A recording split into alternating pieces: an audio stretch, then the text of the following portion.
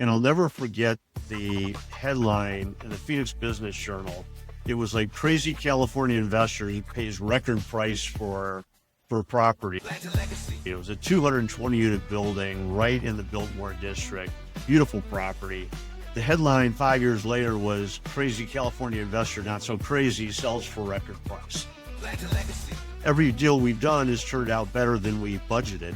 As it turns out, the rents started at about $1.35, and grew from there. Mark Taylor, who's a big developer in that area, started to build a project about 2 miles from ours, which didn't make me feel bad. It actually made me feel real good. If you wait for things to look perfect, you're probably too late. You can very easily go out of business by being too aggressive. And, the way a lot of private equity deals have been structured over time, the developer makes his money if the project is successful. He doesn't lose a whole lot if the project isn't successful. If I didn't want to take risk on the leverage side that didn't match the type of investment it was. Real estate development.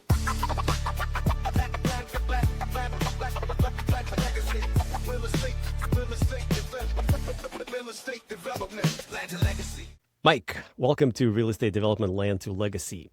I've got you by in front of me, COO of a family-owned real estate powerhouse with 13,000 units, chairman of Guardian Net Lease Fund, licensed attorney and broker, over $3 billion in deals. I mean, at this point, you've probably had more closings than most people have had dinners. What am I missing? Well, not a lot, but I got started in this business early on. My dad and I bought a 6-unit apartment building in Ann Arbor where I was going to school, and learned what it was like to be a landlord and have to be a leasing agent, a maintenance foreman, and everything else at the same time. Took that experience into being a real estate lawyer. When I moved out to Los Angeles, was doing a lot of land use and real estate work. Decided pretty quickly that I like to be on the other end of the deals, not on the legal side of the deals. At that point, went to work for my then father-in-law, helping him run his family office. At the time we started, we had about 2,500 units. He had never heard of a 1031 exchange before. I quickly introduced that to him. And if you think back, and this is the early 90s, we owned property in some of the hot spots of California, like Cerritos and Hawthorne and San Bernardino. And I say that tongue in cheek. At the same time, he was starting to buy in Texas when you could shoot a cannon through Texas and not hit anything. I mean, people don't remember that now, but in the late 80s and early 90s, Texas was not what it is today. And we started looking at our portfolio and said, why are we owning these properties in California that are at best C properties and maybe worse when we're buying A properties in Texas, and we're getting the same cash flow? And we can have a better portfolio and we can have better properties and better locations. And so we started slowly to trade out of California to the point that today we don't own anything in California. Everything we own is in Texas and Arizona. Yeah, that sounds like where the market is growing the most, and that's where the most opportunities have been over the last several years. We started in Texas. We owned a couple properties in the greater Houston market. I'll leave that as the very greater Houston market. They weren't really great properties. We ultimately ended up selling out of there, but bought a lot of properties in Dallas and San Antonio and Austin. Really enjoyed those. Still have a very big presence in Dallas and San Antonio. A little less so in Austin. It's gotten a little more difficult to do work there, but still like it. After all the Californians moved there? Yeah. Then we started to go to Arizona and the greater Phoenix market. And I'll never forget the headline in the Phoenix Business Journal.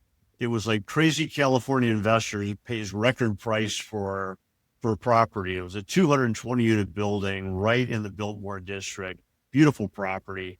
The headline 5 years later was, crazy California investor, not so crazy, sells for record price. And we ended up selling the building to a condo converter who paid top dollar for it. It was that kind of property. That was our entree into Phoenix. And that just sort of accelerated our exodus from California, largely because, and this will date myself, but we were looking at deals in California that were 6 cap deals, and we could get the same property for an 8 cap in Arizona. Now, people listening are probably saying, where did you get those cap rates? But that's what it was back then. And we just looked at the deals and said, we're getting the same cash flow on a better property. Why not? And we ultimately sold our California portfolio and started buying, and eventually, in a sideways sort of way, got into the development business. We owned a property in North Dallas that had 230 units and about 15 acres that we own right next to it. And we tried for about 4 years to sell those 15 acres to somebody. And there was always a problem. There were cross easement issues. There were all sorts of things that single family developers didn't want to deal with. Part of it was in a floodplain, which turns people off. And ultimately, we just said, well, we know how to do apartments. Why don't we build some more units? And that's sort of how I got into the development business. Excuse me. We started, and I had to start from square one. I had to hire somebody, and that was my first job. I had to hire somebody who knew more about development than I knew about apartments. And we hired that guy, and I'll never forget, you talk about mistakes you made. I had hired an architect who I won't even name. He's since passed away, but he was notorious as being a marketer. And the first thing my new guy did was put the plans and the legal descriptions and everything into his system. And he said, Mike, I don't know how to tell you this, but the four walls of the building don't meet. If you put all the measurements together, you're not going to have a complete building. That was my introduction to development. We quickly got rid of him, hired another architect who cleaned up the plans, built the project successfully. We had another property in San Antonio, same thing. We owned 12 acres next to a 328 unit complex. We were able to build a couple hundred acres. That was successful. And finally, probably mid 90s, we said, we're getting pretty good at this and it's worked out. We built some nice things. Why don't we just start looking for land? We can build the same project that we would buy. We know what the cost is going to be. We don't have to compete with all these other people to try to buy the asset. And we can build exactly what we want. And that's really where we started. The first project, Villas of Vista del Norte in San Antonio, was a beautiful 20-acre property on a hillside. We had to carve up the hill, but we were able to do things like create an infinity pool at the clubhouse and a lot of fun stuff. It was backed up to a lake, and we were off and running. That was the way it went for us. Amazing. Let me go back to the architect and the switch of the architect. So I've considered replacing an architect several times on previous jobs. And every time, we've actually done it once, but it is not an easy thing to do. Can you tell me more about that process? There's a number of issues from liability to copyrights to you name it. How did you go about this process and what did you learn from Well, that? you're 100% right. It's a very difficult process to go through, and you have to be extremely careful if you're going to do it midstream. In that case, we were lucky. We were only in the construction drawing phase, and it was easy enough to hire another architect who, yes, we had to pay more. We had to pay for somebody to scrub the plans to be able to put their name on it, but we hadn't yet broken ground. So we weren't in a stage where a new architect is going to look at it from all the liability standpoint and be much more reserved about wanting to get involved. We have brought in, when we've had problems, we have brought in consulting architects to look at things that somebody's done, just to say, look, no offense, but we want a second opinion. We think there may be a problem. I want to make sure the building is standing long after I am, and we want to be sure that everything's being done right. And we've done it on that basis. But it would have been much harder had we been under construction, because at that point, you either waive the liability for the new architect or you're pretty much not going to get a new architect. How did you go about the issue of copyrights? The previous architect typically owns the design, and if they're not willing to let it go, they could make it very difficult. Not with us, they don't. That's one of the things I learned very early on in the process. The gentleman who's our project manager taught me a lot of this stuff, but we learned very early on, architects like to own the plans. We insist that we own the plans. What we will do for them, because they don't want us to take their plans and use them on another project, which raises potential liability issues for them, we'll agree that we won't ever use these plans on another property, or if we do, that we waive any liability against them for having done so. But we insist that the plans are ours. We do that with engineering drawings and everything else, because for that very reason. I don't want to get into an argument later if something happens and I'm stuck because you own my plans for my building. For us, that was always untenable. It depends on deal size. We can get away with it because we're writing pretty big checks for pretty large complexes. If you're building 10 units, 12 units, you can ask, you may be successful, you may not be. It just depends on the leverage you have and how willing the architect is to give in. I was reminded when I was visiting with a friend who's in the development world as well. You use the AIA agreements, and the A in the AIA is architect. It's all built around protecting architects. I understand it. They're holding their neck out for everybody to look at. Ultimately, they're responsible. So you have to be careful with it. Right. Yeah, no, very good advice. In my experience, it's difficult to convince an architect to not own the plans. Typically, we say that we get an unlimited license to use their plans. And as you said, yeah, if we decide to use that plan on another project, then we waive their liability. But it still becomes tricky. We once joined a development midstream. The owners already hired an architect. We started working on the project. We had some friction with the architect. We said, let's see if we could change teams.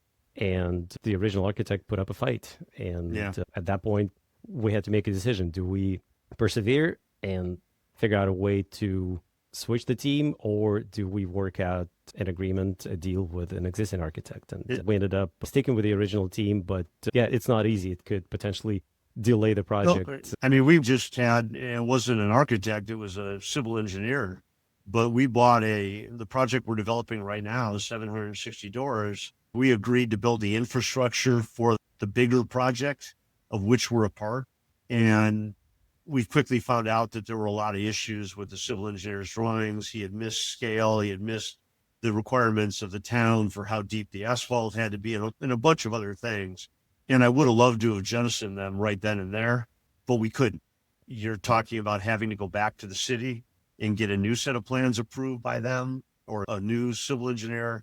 And the time is more valuable than just working through the issues. So we ended up working through the issues with the existing civil engineer. But, it was a little painful. Right. All those lessons that you learned along the way. So you already owned a number of buildings before you decided to develop. And if I understood you correctly, you thought that this would be a way for you to control the costs and to get a building at a better price than just buying an existing acquisition? Was that the motivation? That was largely the motivation. We always figured that we could build it less expensively than we could buy it. And in doing that, we were getting a brand new property as opposed to one that was even 2 or 3 or 5 years old. The family patriarch didn't like getting into the negotiations that have become commonplace to buy property, where you throw numbers out and then they come back to you. We want a best and final, and you're negotiating against yourself. And when we realized that the prices we were building at were as good as what we were buying, we just said, why not develop? It just makes more sense. We have the added advantage, though, because we're long-term owners. So we're building these projects for our own portfolio.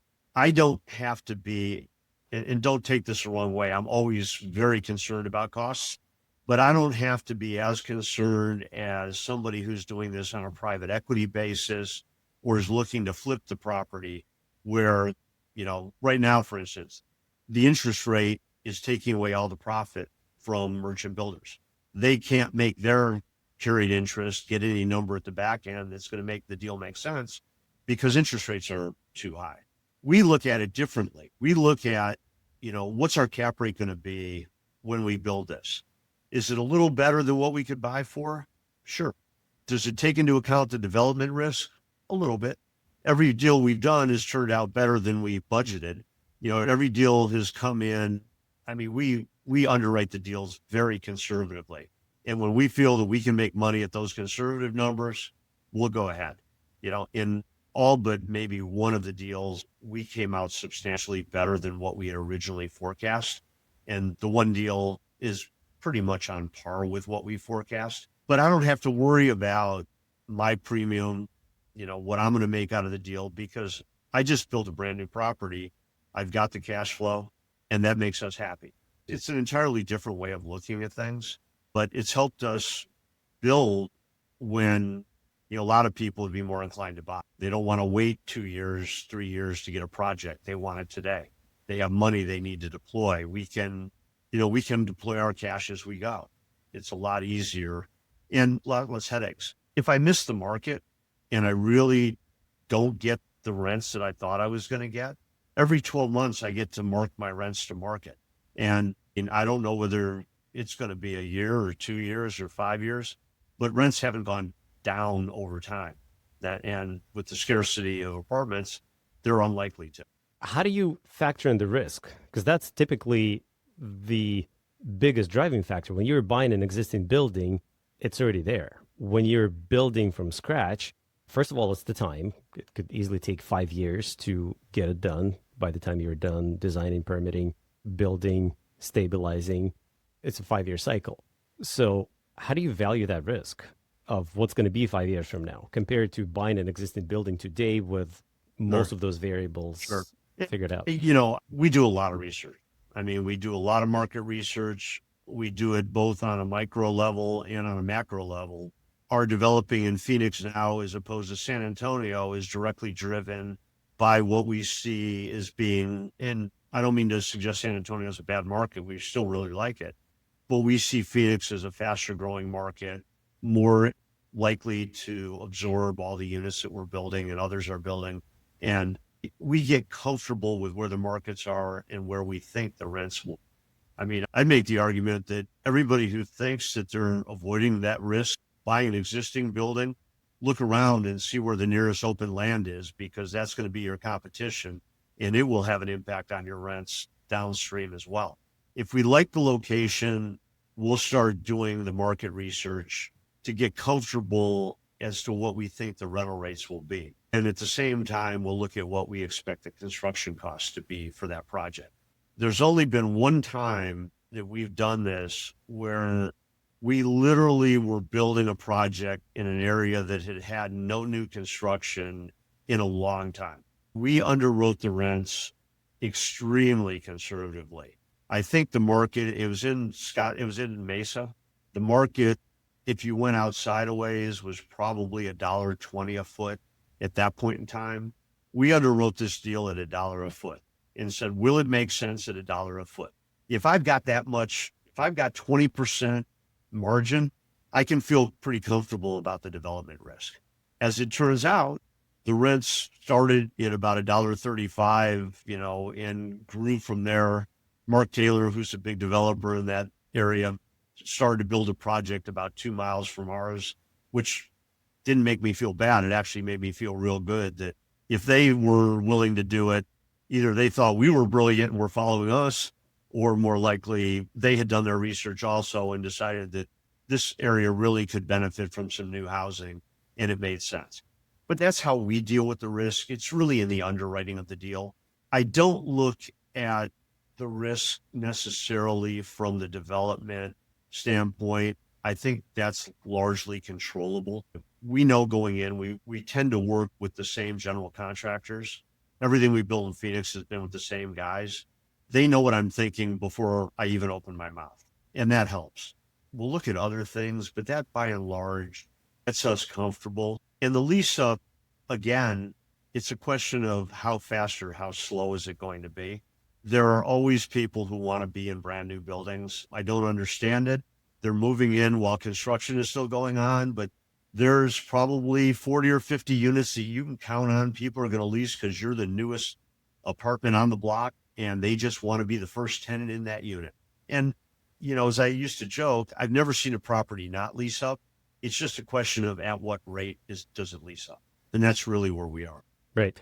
What do you think about this debate that's been going on, especially in the last couple of years as interest rates started rising and many institutional investors shine away from investing in development because the argument is that you could buy an existing building for less than the replacement cost. Construction costs are still going up. There's still distressed assets that could be picked up, new construction buildings where merchant builders, as you mentioned before, are struggling to refinance them. You could buy an existing building for less than what it would cost you to build a new one. Yeah, what's your opinion? I think right now that probably is true. I've got enough gray hair to have been through three or four cycles and seeing how things play out. And the old adage that history doesn't repeat itself, but it often rhymes is generally true. There's always been times like this where you could probably pick up deals less expensively than what it would cost to build.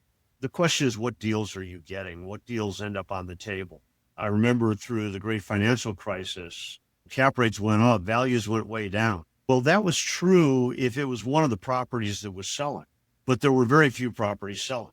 The guys that didn't have to sell weren't offering their properties, and usually those were quality properties that you'd want to own.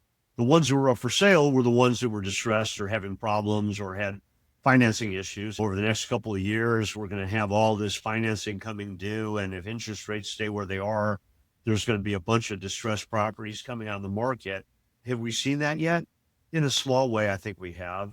In a large way, I don't think so. I was talking to somebody that I know who runs a opportunity fund. And he was bragging about all the money he raised, money I'm trying to raise for other things. And he's like, yeah, he goes, we're going to get these deals. He goes, I said, well, how long have you been at it? He said, a year and a half. I said, well, what have you bought? He said, well, nothing. What are you waiting for? I mean, at some point, I always tell people you need to be a little ahead of the curve. If you wait for things to look perfect, you're probably too late. And, we just came out of, from 21 to 23 or so, we came out of one of the most dynamic apartment markets that I think I've ever seen. Remember, certainly that I have ever seen. And that dates back to the 80s. And a lot of that was we were supply constrained during COVID. People didn't want to move during COVID. So that creates an artificial occupancy. You don't have the turnover, so you don't have the same units to lease, which just drives the rental rates up. And we came out of a very high market for multifamily. We've since fallen back to, as you stated, a point now where I think you could buy something if you can get what you want below what it would cost to build. The project we're building, I think we're pretty close. I think at the end, it'll probably be a little less than what it might have taken to buy that project. But again, I'll have a brand new project and not one that's 2 or 3 or 5 or 15 years old. And, as projects age, they have a maintenance cycle. All the components in those buildings that I have brand new, after 10 or 15 years are aging out, and you're replacing HVACs, you're replacing water heaters, windows start to leak. You have all the issues that go with that. And those properties, while you could probably buy them for competitive prices, may not sustain the maintenance costs over time that a brand new property will. So it's a close call. If somebody said, I want to go buy property, I don't want to build, I'd say, I can buy that argument. I mean, right now, I think is a wonderful time. I think as soon as interest rates start coming down, and I don't know what the Fed is doing, I think by next May, we'll have a different interest rate environment for sure. But I think as soon as interest rates start coming down, you're going to see a lot more activity. And that dynamic is probably going to flip. Interesting. So speaking of interest rates and that downside protection, how do you make sure that by the time you're finished construction, because most construction loans are variable rate, but they also have a short term. How do you ensure that by the time you're done, you're able to refinance and pay off your construction debt? There are times when having a really good balance sheet helps. And the problems that we face are a little different. Refinancing is one of many refinancings that we have to do over time. We don't look at it specifically as, okay, what's this going to look like? Can I take out the construction loan? We're pretty conservative in our borrowing. So we'll do the deals on 50% loan to cost. Not a lot of people can do that. And I recognize that. So I'm not as concerned if I miss my mark on the rents and what people look at. Most lenders will come to us and want to lend us money anyway. But having said that, we're still managing the interest rate risk. I'm just managing it over a larger spectrum. So I'm trying to find, this project we're building right now, we're building on balance sheet, but we're using some existing buildings that don't have financing to take cash out as we need it. And we've been lucky in the way we ladder our financing. In other words, we try to make sure that we don't have too much debt coming due at any given point in time, so that if we happen to hit a cycle like this, we might have to take out some loans that are higher than we'd like. but it's not going to be the sum of our portfolio. It's going to be a small piece of our portfolio. In this case, it happened to be that. If you have a lot of debt coming due and you hit a thing like this, yeah. And a lot of people are seeing that right now. I talk to friends who are investors who are in deals and they're saying, yeah, they keep coming to me wanting more cash. Well, that's because they thought that interest rates were going to stay at 2 or 3% forever, and they didn't. And now they're stuck. And now things are upside down, and they had 80 or 90% leverage. And they, have to deal with that reality.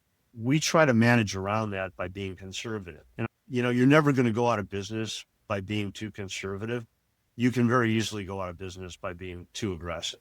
And, the way a lot of private equity deals have been structured over time, the developer makes his money if the project is successful. He doesn't lose a whole lot if the project isn't successful. The investors, on the other hand, are in the opposite position. And I would suggest on the development world, there's a conflict of interest there between what the developer wants and what the investors may ultimately want. And you're seeing it now. I mean, you're seeing it with the deals that, like I said, had 3% financing, and now they're looking at 6-7% financing. That's true of existing properties as well as development. The only risk in development is that ultimately you've got to fill that building up before your construction loan runs out. A little more unpleasant with. Right. So deleveraging is an attractive concept. 50% loan to cost ratio is great because your risks are low because you can always have that runway to refinance. But when you're talking to investors, how do you justify it to them? Because with 50% loan leverage, their returns aren't as high as potentially other riskier investments. How do you communicate that to investors, that risk versus reward?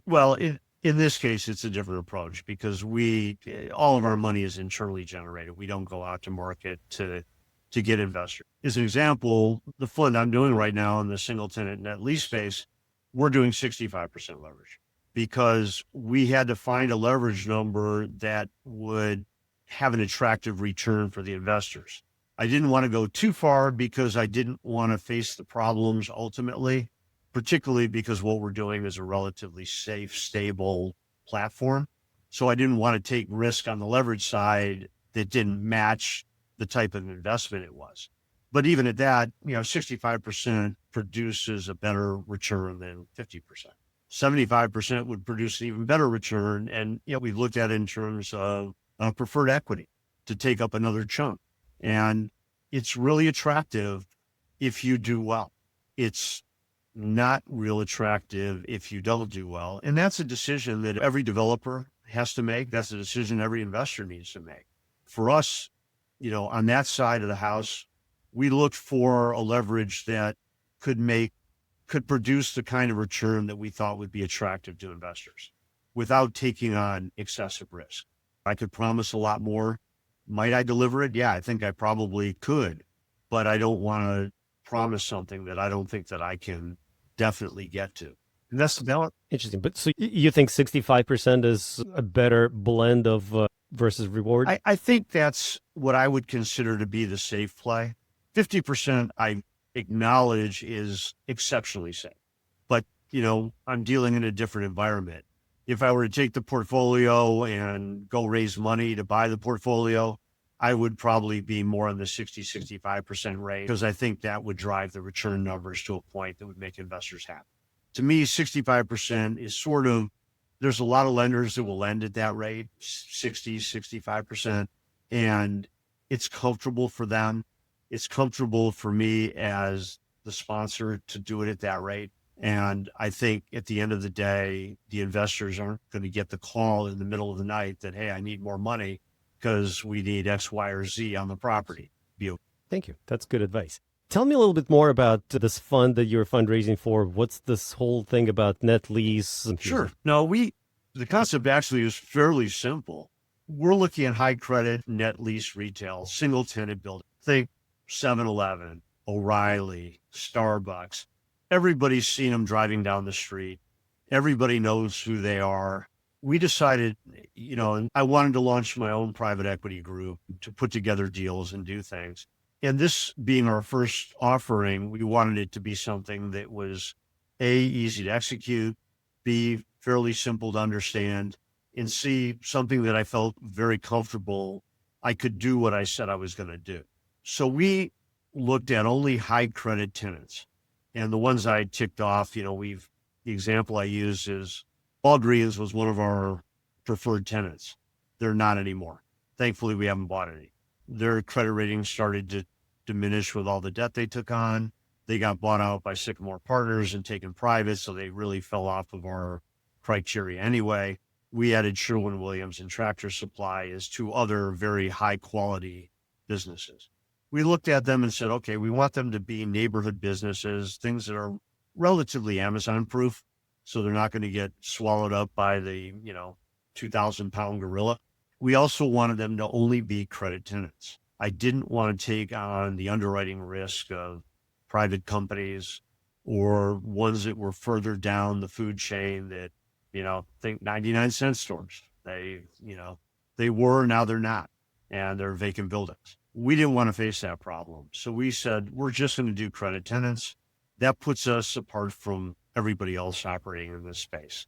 The best of the REITs, Agree Realty, Store Capital, on the private side, Blue Owl, those guys, they're the best of them are about 65% credit.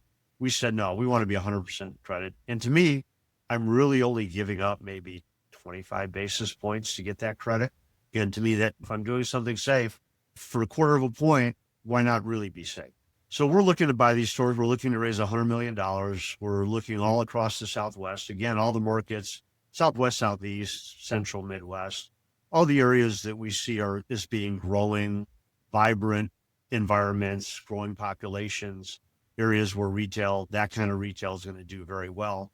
And, we've penciled out a nice little 5 to 6.5% cash flow for the investors, payable quarterly.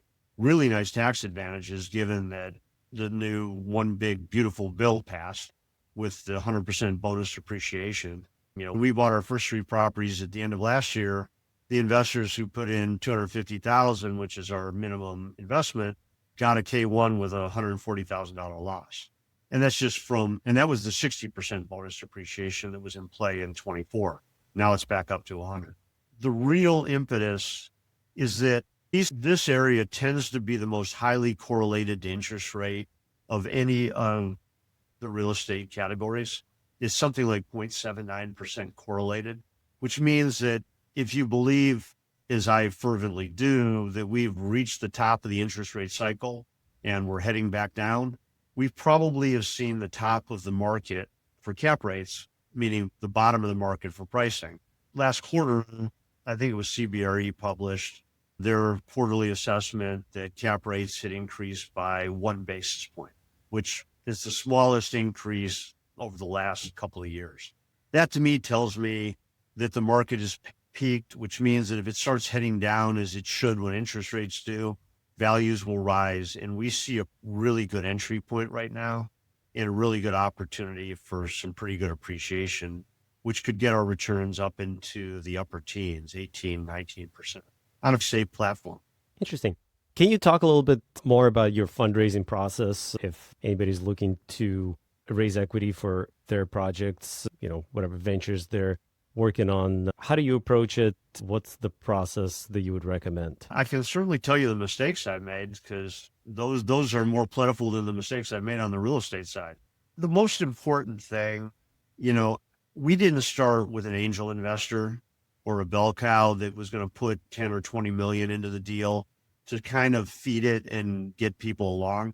I'd say going backwards, I probably would look for that first.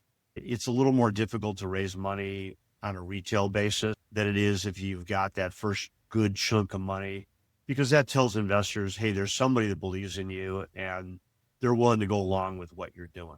We didn't have that, so we had to do it the more difficult way. We early on hired an investment bank to represent us. And I think the best advice I can give to anybody is to understand what whoever you're hiring, whether it's a finder, a bank, there's plenty of people out there and they all want money up front and they all want to tell you great things. It's who have you raised money from and for what? Because we knew early on that we're a first time, we are not going to be attractive to institutional investors. That's just not where we are. I'm not trying to cater this product to institutional investors. If I got one, I'd be ecstatic. Most of them have a mandate that they can't deal with a first time manager. So it gets really important to understand, well, what's the base of clientele that this group is going to go reach out to? For us, it's high net worth individuals and family offices, maybe endowments. I didn't do the right research. I won't say I didn't do enough. I did do a lot of research, but I didn't do the right research when we signed the first group to raise capital. And we wasted a good chunk of time getting nowhere. Now, the very first questions out of my mouth are, who have you raised the money for? You know, who are you going to go to? How is this going to translate into what I'm doing? And even more importantly, before I give you any money, and I'd prefer not to give any money up front if I don't have to, but even if I have to, have you talked to your investors to see whether my project is palatable? I mean, I don't want to take this on, gee, I'm a great guy. I know how to raise money. I'm going to raise money for you. I want to know that you actually have people that you talk to that have money, that are investors, that really are interested in what we're doing. Because ultimately that's where the rubber meets the road. They can be the greatest fundraisers in the world, but if they don't have somebody that wants the kind of thing that we're doing, it won't matter. Going to be interested in what we're doing. That's good advice. Mike, is there anything else we should be talking about that we haven't covered yet? We've definitely covered a lot of ground. Certainly, if anybody wants to get a hold of me, they can email me at mike@guardian-advisory.com. I think the biggest topic for the day, though, really is the interest rate environment. I think that plays heavily on everything we do in the real estate market. I happen to be sitting with one of the chief investment guys for City National Bank, CNB Rochdale, actually the parent company. And I said, I just don't understand the Fed's thinking, because housing makes up a significant portion of the inflation. And if you ask anybody who's in the real estate business, the surest way to have prices come down or have rents come down is to have somebody build something next to you. And you can't build with high interest rates. So it's almost counterintuitive. Why isn't the Fed looking at this saying, we need to get rates down so that we can create more housing supply, which will naturally bring the housing inflation down? I've never understood it. Maybe someday somebody can explain it to me, but certainly this Fed doesn't get that concept. I was recently listening to an economic podcast, and they were forecasting continued rise of inflation going forward. They're apolitical economists, so I tend to listen to their advice, but they were saying that because the inflationary pressures are still there and the slowdown in the economy has not really materialized, there's no reason for the Fed to lower interest rates. And in fact, they were forecasting that regardless of what the Fed decides to do in this cycle, and we're in July of 25, there is going to, the inflationary pressure is going to stay, and they are anticipating interest rates to go up to continue fighting that inflation in the next couple of years. So I don't know. We'll see. I was reading somewhere where it said to get a dozen eggs from the chicken to the store, you touch petroleum something like 7 times. So as we drill more oil and the gas prices continue to come down, that's going to have a deflationary pressure on the economy. I think that everybody's willing to opine as to what tariffs are going to do for inflation. I haven't heard as many people talk about what the whole artificial intelligence boom. I mean, we're early. I'm always a guy who likes to, you try it, tell me how it works. If it works great for you, then I'll stick my toe in the water. I don't want to be the lead guy trying to figure all this out. But I think that ultimately, we're going to get there. And, you put on top of that, I think President Trump made some comment the other day that suggested that maybe they in Congress will finally figure out a way to get a guest worker program put together, at least for the trades that are highly dependent upon foreign workers. That'll have a deflationary pressure on wages, because right now there just aren't enough workers to do all the jobs. And that's before all the investment that they're talking about coming into the country and all this manufacturing. And where are those workers going to come from? So There's a lot of things at play. Looking backwards, we'll be able to know exactly what we should have thought, but looking forwards, it's always a little more difficult. Exactly. It's always hard to predict. Nobody has the crystal ball, but that's why we manage our risks and manage our expectations and try to hedge our bets and hope for the best, Absolutely. right? All right. Mike, hey, thank you so much for joining us. Really appreciate your insights, and we'll have your contact information and show notes. Thank you very Absolutely, much. Eugene. Enjoy it. Thank you. And if this conversation gave you new clarity or tools to move forward in your development journey, the best way to say thanks is to subscribe and leave a great review that helps more people like you find the show and join the conversation. Thanks for being part of Real Estate Development Land to Legacy. Real estate development.